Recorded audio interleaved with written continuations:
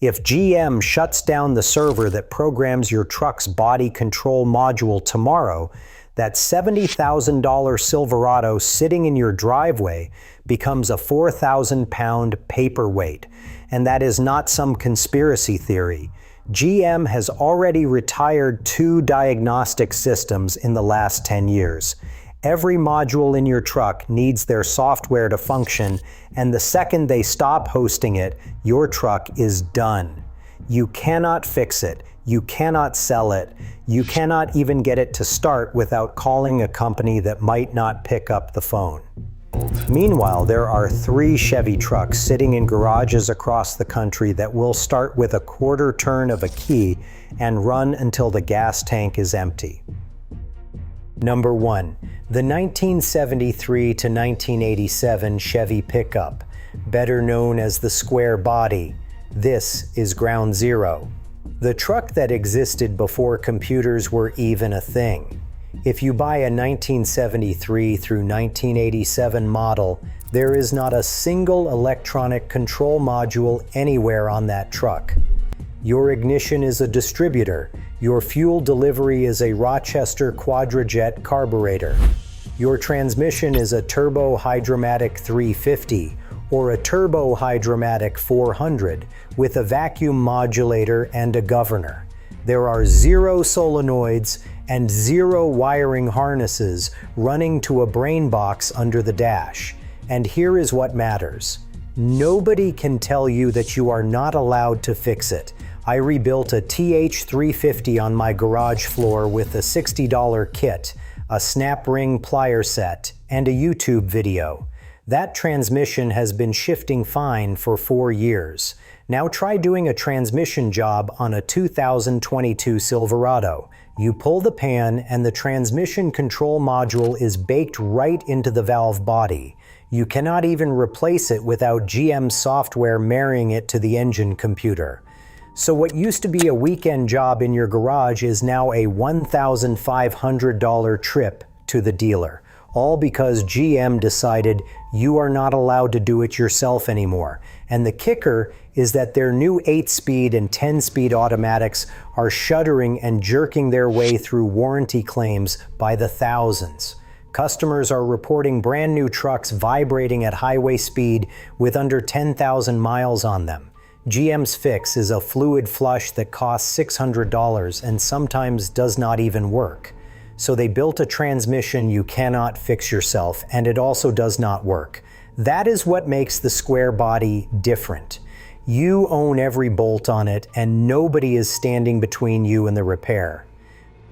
The 1981 model year is when GM added their first truck computer, the Computer Command Control System. But even that early ECM is a joke by modern standards. It controls the carburetor mixture solenoid and the EGR valve, and you diagnose it by jumping 2 pins with a paper clip and counting dashboard flashes. You do not need a scan tool or a laptop, just a paper clip and your eyeballs.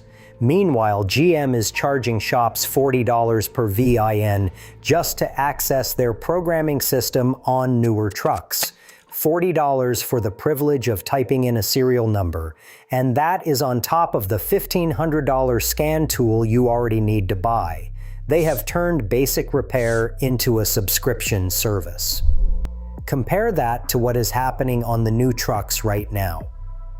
The 2019 and newer Silverados have something called a Serial Data Gateway module that sits between your scan tool and the rest of the truck.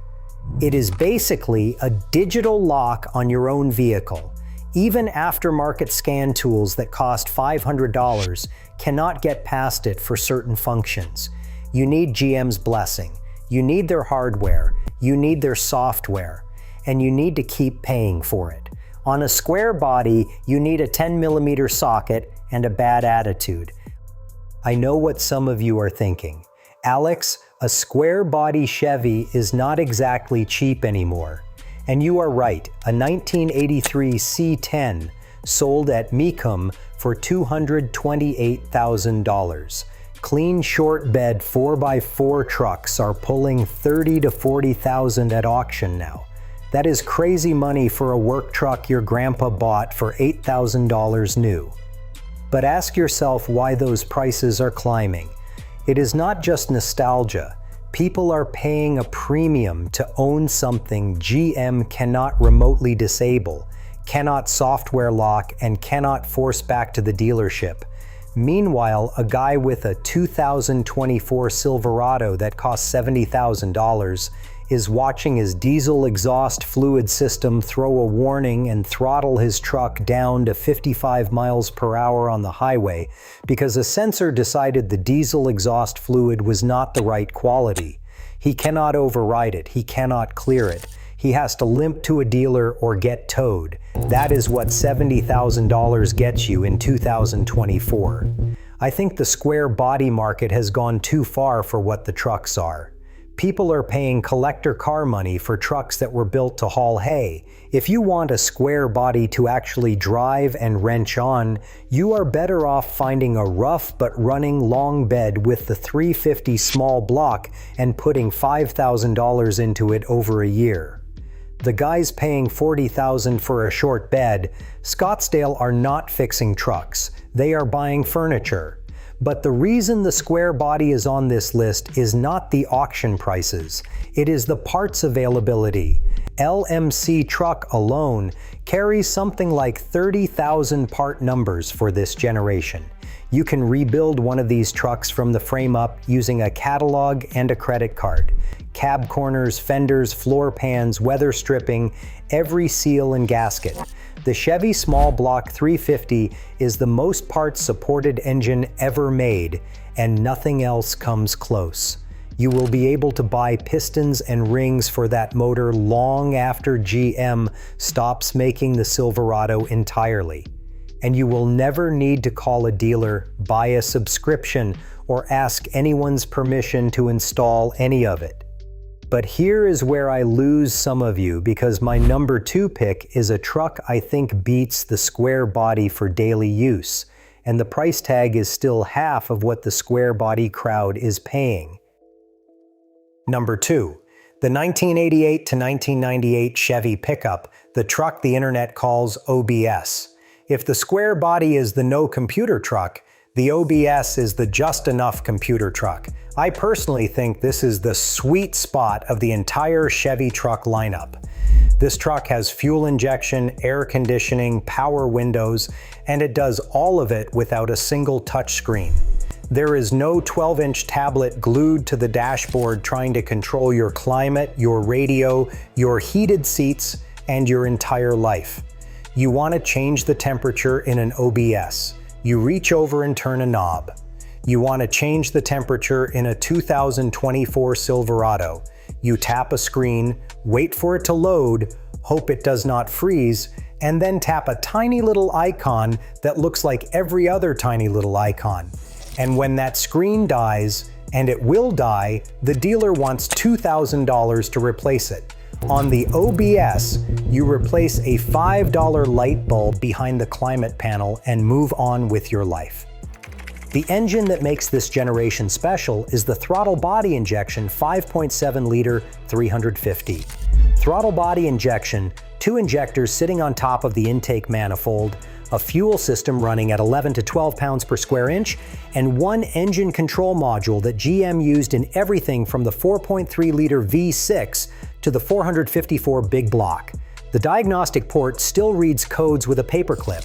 No one at GM is pushing a software update to this truck at 2 in the morning that changes your radio presets and recalibrates your parking sensors. It just works. It worked 30 years ago, and it will work 30 years from now.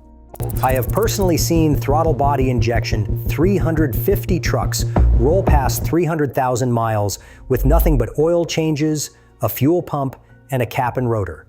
If the computer dies, you can bypass it with a carburetor swap and a standalone high-energy ignition distributor and be driving again the same weekend. Meanwhile, the 2024 Silverado has drive-by-wire throttle, direct injection, auto start-stop that nobody asked for, and adaptive cruise control sensors behind the front grille that stop working if a rock chips the radar cover. And now your $60,000 truck thinks you are about to crash into everything. That is what GM calls progress. Now, the 1996 model year brought the Vortec 5.7-liter, the last small block Chevy with a distributor, the last one ever. It is a real upgrade over the throttle body injection motor, but it has two known problems. The intake manifold gaskets fail when the Dex Cool breaks down. A $60 fix, 4 hours in your driveway. The spider injectors stick over time. $250 for a retrofit kit, another driveway job. Both problems are real and both will happen. But you fix them yourself for under $300 and move on. A 2023 Silverado has lifters collapsing at 40,000 miles, and the fix is pulling the entire engine, swapping the cam and all 16 lifters, and paying $8,000 to $12,000 out of warranty. The OBS has a leaky gasket. The new Silverado has an engine that eats itself. I know which problem I would rather have. The 4L60E transmission has known weak points, but a home rebuild runs $700 to $1,200. Meanwhile, General Motors will not even let you open a modern 10-speed without voiding your ability to get it reprogrammed. They do not want you inside that transmission. They want your credit card inside their service department. If you are shopping right now, my pick is a 1996 through 1998 K1500 with the Vortec 5.7 and the Z71 package. Everything you actually need, zero gimmicks that break and cost $2,000 to fix at the dealer. Every repair can be done in your garage. Haggerty says GMT 400 values are up over 60% in 3 years. People are figuring this out. Now, this last truck is the one that starts the biggest fights in my comments section, because people think a truck with an LS engine and coil packs cannot belong on a list like this. Number 3. The 1999 to 2006 Silverado, the GMT 800. I get it. People look at this truck and say, Alex, it has a full computer. People say there is no way this is a do-it-yourself truck. But the answer is simple. It is the last Silverado that does not have active fuel management. That one feature, cylinder deactivation, is the difference between a truck you can keep forever and a truck that might eat its own engine at 60,000 miles. The 5.3-liter Vortec in a 2003 Silverado fires all 8 cylinders all the time. It has port injection, a simple cam with no variable valve timing, and no collapsing lifters trying to shut down half the engine at highway speed. The 2007 Silverado with the same size engine added cylinder deactivation. Within 5 years, the forums were full of owners reporting lifter failures, metal shavings in the oil, and engines seizing under 20,000 miles. There is a federal safety investigation right now covering almost 900,000 of those newer trucks for that exact problem. The GMT 800 5.3 is also the most junkyard-supported V8 in America right now. GM put that engine in the Silverado, the Sierra, the Tahoe, the Suburban, the Yukon, the Avalanche, and the Trailblazer SS. You can pull a running short block from a wrecked Tahoe from $400 to $800. A rebuilt long block is around $2,500. And every single common failure on the GMT 800 is a driveway fix. Steering shaft clunks, $170 Borgeson swap, cluster goes haywire, $8 stepper motors, knock sensor throws a code, a $65 sensor, transfer case leaks, a $180 kit, all diagnosed with a $20 reader from the auto parts store. You do not need dealer software, a vehicle identification number lock, or a module flash. You diagnose it, buy the part, bolt it on, clear the code, and drive. On a new Silverado, disconnecting the battery can trigger a recalibration that requires a dealer visit. Replacing a cracked windshield requires a dealer flash because there is a camera behind the glass. A fender bender that used to cost $800 to fix now costs $8,000 because you cracked a blind spot sensor, a parking sensor, a lane departure camera, and a radar module that all have to be replaced and reprogrammed by someone with GM software. They did not add those sensors to make your truck safer. They added them to make sure every minor repair runs through a dealer. I had a customer with a 2019 Silverado who replaced his own body control module. He did everything right, but the truck sat there dead because GM locks that module to the vehicle identification number, and only a dealer with their special software can make it work. He paid $300 at the dealership for a 20-minute job. On a 2004 Silverado, you plug in a junkyard body control module and drive home. That is how far we have fallen. A clean extended cab Z71 with the 5.3 runs 9,000 to 16,000 right now.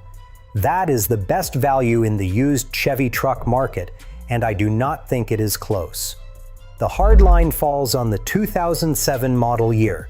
That is when GM added cylinder deactivation, switched to full network body electronics, and started locking you out of your own truck. By a 2006, and you are on the right side of that line.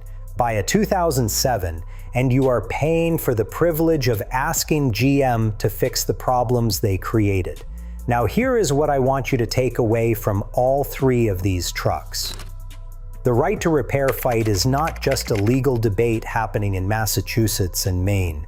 It is happening in your driveway every time you try to fix a truck, and the truck tells you no.